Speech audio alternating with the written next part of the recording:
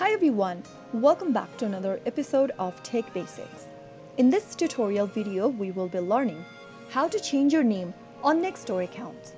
To change your username on Nextdoor, first of all open up a web browser and type in nextdoor.com in the URL box and search. Make sure that you are logged into your account as well. After logging into your Nextdoor account, go ahead and click on the page button at the top left. After clicking on the page button, go to the upper right corner and click on the little credit card kind of an icon.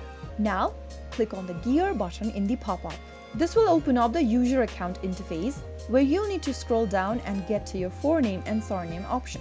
Type in your new name in the first text box where it says forename and type in your surname on the next. Once you are done with it, scroll down and click save. Now enter your password for your account and click on further. Now right after you do that, you will be able to change your username. So that is how it's easily done. I hope the tutorial was helpful to you. If it was, go ahead and give us a thumbs up.